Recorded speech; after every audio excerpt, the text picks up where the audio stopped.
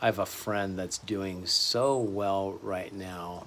He is dropping weight healthily, doing it the right way, and not one of these quick weight loss programs, but he's doing my diet. He wanted to try it, and I guess I inspired him, and so he's doing the way I eat. I eat this carnivore diet. It's called carnivore, and where you can look it up. But anyway, and he's doing tremendous. He's never felt better in his life. He's been on it for a little over 3 weeks now, and has been having tremendous success. Averaging about a pound a day is what he's losing. But he was in the 260, almost 270 range.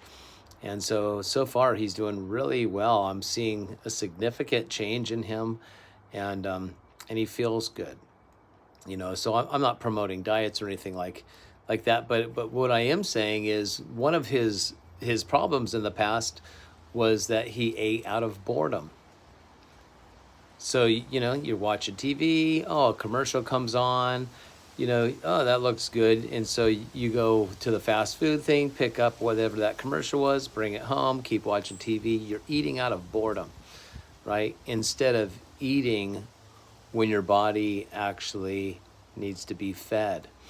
And there's a discipline behind that. But a lot of people, they eat because they're bored.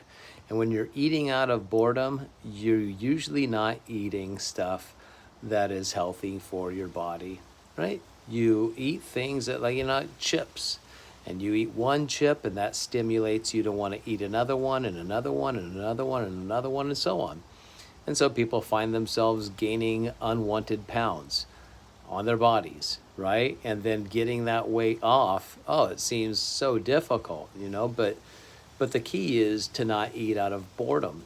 And that was making me think about what I've been practicing, not in my physical diet, because I don't eat out of boredom. I never eat out of boredom anymore. I eat out of necessity.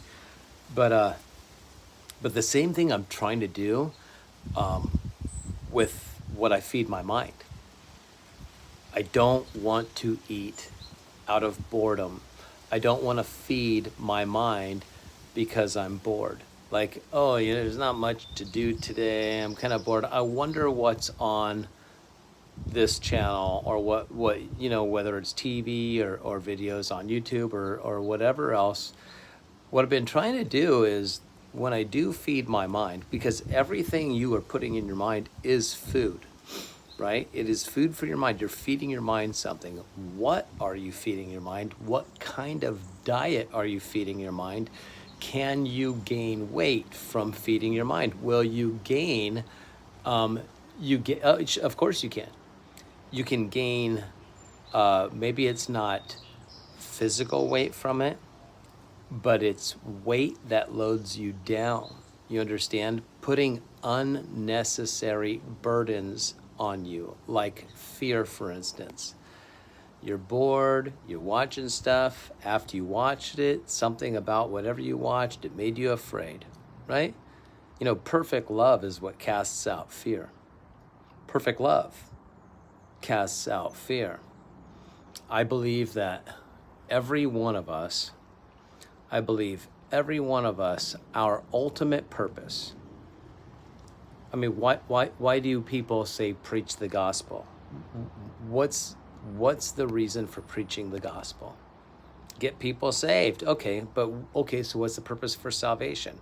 We'll say that so that you can know you're going to go to heaven someday. What is the purpose of salvation? What is this salvation? Get people saved. Why? What's the ultimate goal? I believe the ultimate goal is love. That you become the love that God is. Because Yeshua said, God is love. And if God is love, and his spirit is in you, and you are one with that spirit, then your spirit is love.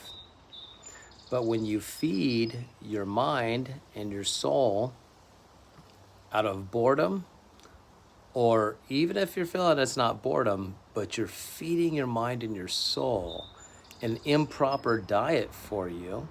See, if our ultimate goal is to become this love, and when I say become it, in your spirit you already are. But what you need to do is let perfect love cast out fear. So in your spirit you have perfect love. But then these things that get attached to you from feeding your mind out of boredom, if it's attaching fear to you in any way, in unhealthy, inappropriate type of fear. We're not talking reverential fear and that type of stuff. We're talking about the kind of stuff that perfect love casts out from you. Okay? So anything that is not of perfect love, it must be attached to fear in some type of way. And the more you get rid of these fears by letting that perfect love cast them out of you, someday all that's going to be left is perfect love. And you get to know who you truly are, who you were made to be, who you were created to be. Are you separate from God, or are you one? Are you always trying to achieve oneness, or is this oneness already there? And if it is already there, like I believe it is, then why the problems? Why this? Why that? It's because we have attachments, and we have gained these attachments by what we have been feeding our minds. And it started with our childhood. Our minds were being fed what your mother was going through, the one that held you in her womb. And if you had a father in the house, the things they talked about, the fights they got in, the peace that they had, whatever it was, you were absorbing when you were in your mother's womb. If you ever hear people that have memories of what it was like to be in the womb, I knew a woman who could remember being in her mother's womb. She still has that memory in her. Some people have unique minds. They're different. This woman had a form of autism called Asperger's. And whatever, people that have certain gifts, even people that experience near-death experiences, NDEs you call them, these people come back with amazing gifts, like the Apostle Paul got caught up into the third heaven, an outer body experience. He says, well, I didn't know whether it was in the body or out of the body. Well, of course it's out of body. You can't bring your body into heaven, not your flesh and blood body anyway. So he goes to this third heaven, and he's downloaded with information. He says you can't even put into words here.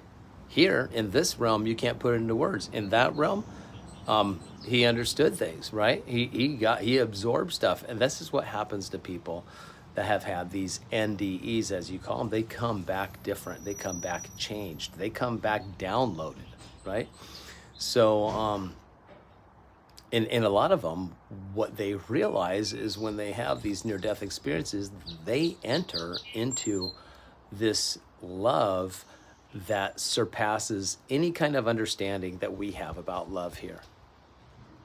And, I don't want to have a near-death experience to have to achieve the knowingness, the understanding, the unity of my mind with my spirit of what love is. I want to be this love. I want to experience this love and be it, and not just speak it, but actually be it. And I am it. You are it too. It's in your spirit. This is who you are. It's getting rid of these attachments, like somebody gaining weight. What are you trying to do when you're trying to lose weight? Most people that are trying to lose weight are either trying to lose body fat or water or both. Very few people are actually trying to lose muscle. Perhaps some are, but very few. They usually want to keep their muscle, but they want to lose unwanted body fat and retention of water. So what do they have inside of them? They have muscle. But what's layered over this muscle, hiding that muscle, is this excessive body fat and water retention, right? So you want to get rid of the water. You want to get rid of the body fat so you can see what you already have inside there, right? Well, you've got perfect love in you. And the only thing that can get rid of all those other attachments is this perfect love. And I think these attachments are fear-based because scripture says perfect love casts out fear. So when you're watching stuff and it's putting fear into you, you're becoming, in your mind, your soul realm, further and further distant from who you truly are in your spirit, right? In your spirit, who you truly are. You're distancing yourself from this true love, which is also distancing yourself from God. But I'm gaining so much knowledge with this fear-based stuff. You don't understand. I'm gaining so much knowledge.